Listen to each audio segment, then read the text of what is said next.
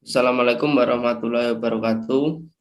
Yang saya hormati Bapak Mufid selaku dosen mata kuliah Dasar Perlindungan Tanaman serta teman-teman yang saya banggakan.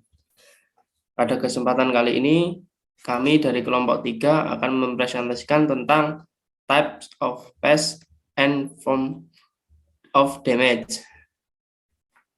Sebelum presentasi saya mulai, saya akan memperkenalkan anggota kelompok kami, dimulai dengan saya sendiri selaku moderator, yaitu Rafli Nizar Ahmad dengan NIM akhir 246, kemudian ada Insira Rediasta dengan NIM akhir 248, dan yang terakhir Deborah Sinaga dengan NIM akhir 249.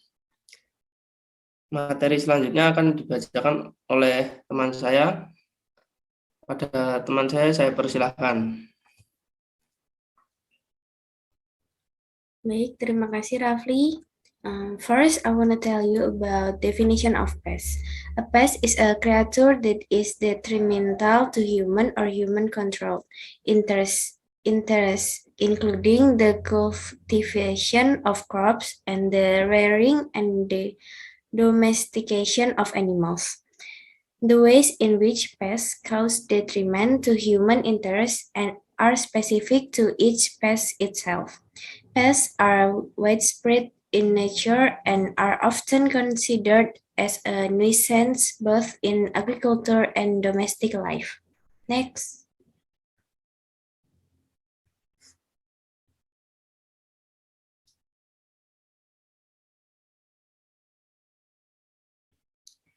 Definition of annual pest is seasonal crops are crops that are harvested in one season, which is between 3 until 4 months, such as corn and soybeans, or between 6 until 8 months, such as cassava. Next.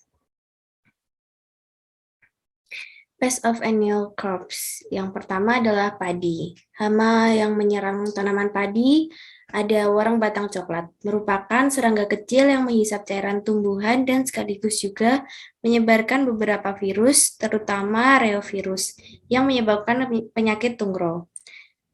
Gejalanya yaitu tanaman menjadi kering seperti terbakar atau disebut dengan heartburn. Warang coklat juga dapat menularkan virus kerdil rumput dan kerdil hampa. Next. Yang kedua ada warang hijau, merupakan hama penyebar virus tungro yang menyebabkan penyakit tungro. Warang jenis ini biasanya menetas pada pelepah daun padi dan akan menetas 6 hari kemudian, menyukai cairan daun yang mengakibatkan pengeringan pada daun. Gejalanya adalah daun menjadi kekuningan karena terhisapnya cairan sel pada jaringan daun disebabkan oleh warang hijau. Selain itu juga dapat menularkan virus tungro. Next. Yang ketiga ada walang sangit, merupakan salah satu hama yang menyerang tanaman padi. Walang sangit memiliki ukuran panjang tubuh 1-2 cm. Gejala yang ditimbulkan, walang sangit akan menyerang bulir masak susu yang kemudian pada bulir tersebut terdapat bekas tusukan berwarna coklat yang mengakibatkan bulir padi menjadi hampa atau setengah hampa. Next.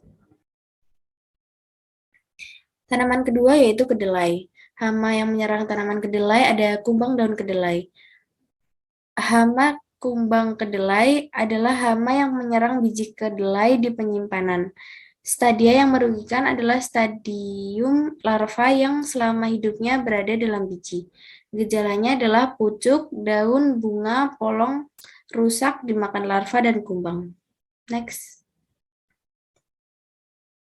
Yang kedua ada kutu daun kedelai, merupakan salah satu hama kedelai yang berkembang dalam koloni besar dan menyebabkan kehilangan hasil mencapai 58% pada tanaman kedelai. Memiliki tipe mulut menusuk menghisap yang digunakan untuk mengambil cairan dari jaringan floem, menghisap cairan tanaman pada daun, batang, dan polong. Gejala yang ditimbulkan daunnya menjadi keriting dan pada serangan parah yang disertai dengan infeksi virus daun keriting berwarna hitam dan pertumbuhan tanaman terhambat. Next. Yang ketiga ada warang daun kedelai. Serangga dewasa berwarna hijau laut, pandai meloncat, dan biasanya bersembunyi di bagian bawah daun. Telur diletakkan pada daun dekat ibu tulang daun. Serangga dewasa maupun nimfa menghisap cairan daun pada bagian atas daun yang terserang kelihatan bercak-cak putih kekuningan. Gejalanya, bagian yang terserang mengalami misforming dan lalu menguning dan akhirnya layu. Next. Tanaman ketiga yaitu jagung. Hama yang menyerang tanaman jagung yaitu penggerek batang jagung. Salah satu hama utama pertanaman jagung yang menyerang bagian batang maupun pangkal tongkolnya. Larvanya membuat saluran-saluran di dalam batang selagi menggerogoti jaringan untuk makanannya, sehingga ia disebut juga penggerek batang jagung atau Asian corn borer. Gejalanya, batang banyak berlubang, di dalam batang terdapat bekas gerekan, pada lubang gerek keluar tepung gerekan berwarna coklat. Next. Yang kedua ada penggerek tongkol jagung, termasuk serangga yang bersifat polifag. Selain menyerang tanaman jagung, H. armigera juga dapat menyerang tanaman tomat, kedelai, kapas, tembakau, dan sorghum. H. armigera mulai muncul di pertanaman jagung pada umur 45-56 HST. Bersamaan dengan munculnya rambut-rambut pada tongkol jagung. Gejalanya, rambut-rambut jagung terputus, mudah dicabut, biji-biji jagung tergerek. Next. Yang ketiga adalah lalat bibit. Merupakan salah satu hama tanaman jagung yang sangat merugikan jika keberadaannya tidak segera diantisipasi sejak dini. Pasalnya, yang diserang adalah tanaman yang masih muda atau yang baru muncul di permukaan tanah. Gejala yang ditimbulkan, tanaman yang terserang lalat bibit adalah daun menjadi kekuningan dan di sekitar batang jagung yang terserang akan membusuk hingga layu, kerdil atau mati. Next. Selanjutnya adalah hama tanaman tahunan. An annual plant is a plant that completes its life cycle, from germination to production of seeds, within one growing season and then dies.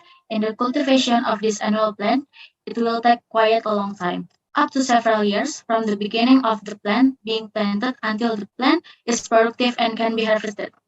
With this form of annual plant cultivation, the annual plants in their cultivation are very susceptible to pests and plant disease. Next.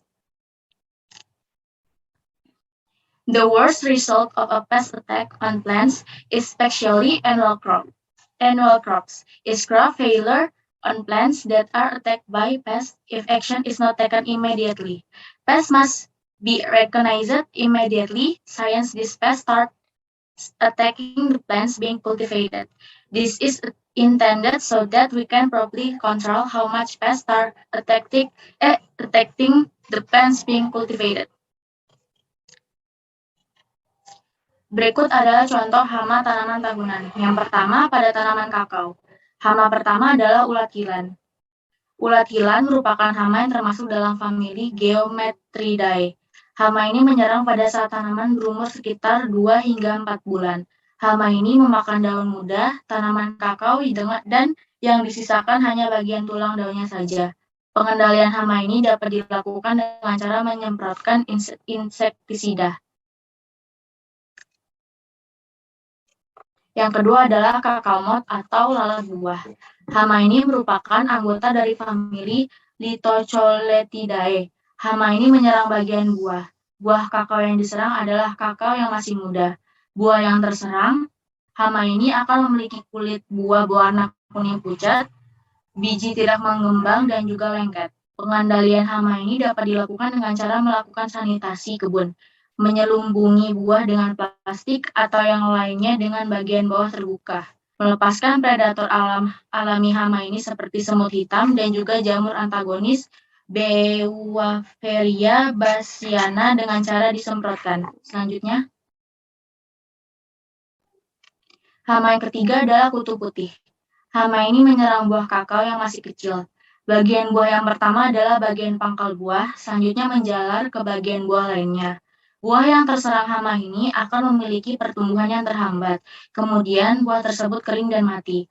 Pengendalian hama ini dapat dilakukan dengan cara memangkas bagian yang terserang hama lalu membakarnya. Yang kedua, pada tanaman jambu. Hama yang pertama adalah lalat buah. Hama pertama yang menyerang tanaman jambu biji ini adalah lalat buah, di mana lalat ini ketika menyerang buah jambu biji akan meninggalkan gejala terlihat jelas serta menimbulkan kerugian bagi petani yang menanam buah ini. Gejala yang ditinggalkan dari serangan hama ini adalah akan ditemukannya daging buah yang busuk pada tanaman jambu biji. Untuk mengendalikan serangan hama ini adalah dengan cara menggunakan perangkap petrogenol dan melakukan pembungkusan pada buah jambu biji. Hama yang kedua adalah ulat daun. Hama kedua yang menyerang tanaman jambu biji adalah lalat buah, di mana lalat ini ketika menyerang buah jambu biji akan meninggalkan gejala yang terlihat jelas serta menimbulkan kerugian bagi petani yang menanam buah ini. Gejala yang ditinggalkan dari serangan hama ini adalah akan ditemukannya daging buah yang busuk pada tanaman jambu biji. Untuk mengendalikan serangan hama ini adalah dengan cara menggunakan perangkap petrogenol dan melakukan pembungkusan pada buah jambu biji. Hama yang terakhir adalah ulat putih. Hama ketiga yang merusak tanaman jambu biji adalah ulat putih, di mana hama ini jika menyerang akan menimbulkan gejala pada tanaman jambu biji, seperti buah jambu biji akan berwarna putih hitam jika diserang hama ini. Petani dan masyarakat yang menanam tanaman jambu biji harus mengendalikan hama ini dengan cara menyemprotkan insektisida yang sesuai dengan anjuran pada kemasan. Selanjutnya,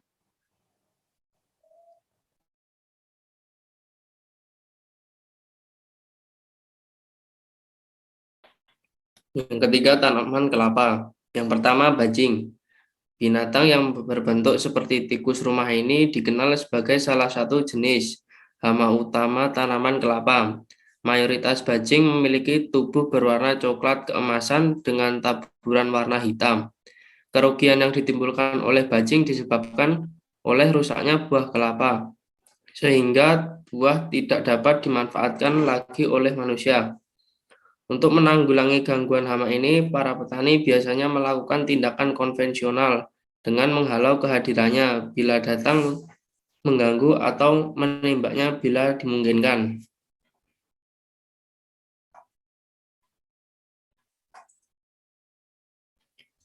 Yang kedua, seksava. Seksava merupakan belalang sempurna ukuran 70-90 mili berwarna hijau, kadang-kadang coklat.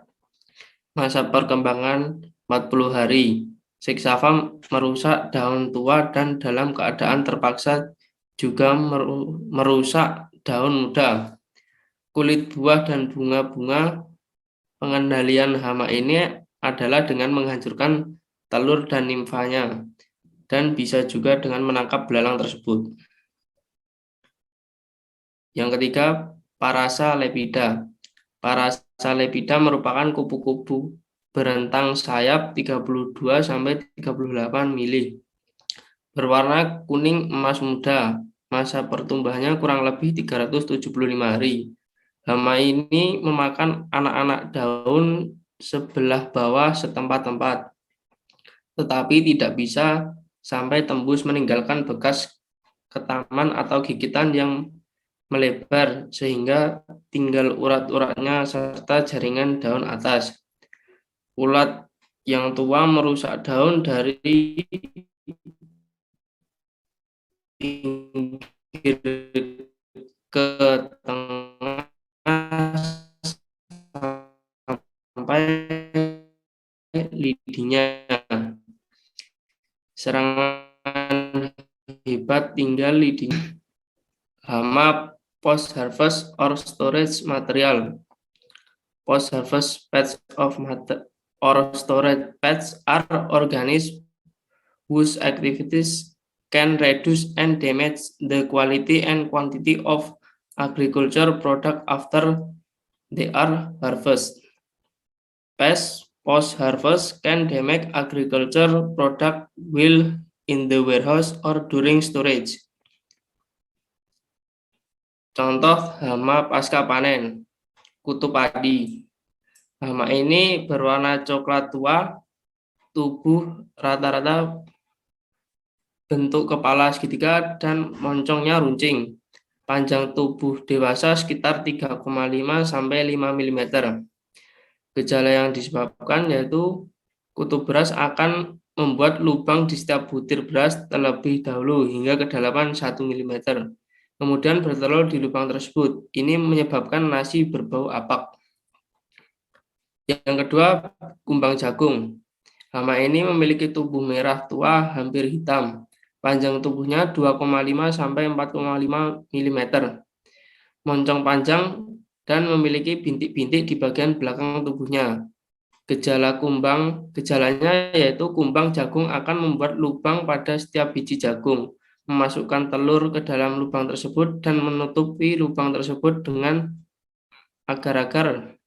Setelah beberapa hari, telur akan menetas dan larva akan merusak bagian dalam biji jagung. Kumbang biji. Kumbang hama ini memiliki moncong pendek dan kaki belakang femur membesar. Bentuk tubuh kumbang dewasa kebanyakan bulat atau lonjong. Bentuk tubuh lonjong dengan kepala agak runcing. Pada sayap depan terdapat garis gelap menyerupai huruf U dan pronotumnya halus. Warna sayap depan coklat kekuningan. Gejalanya yaitu setelah imago bertelur, telur diletakkan di permukaan produk kacang tanah di gudang dan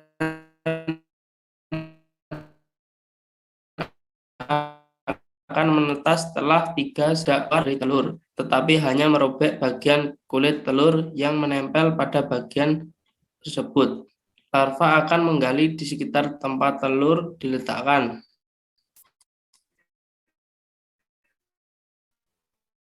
Lama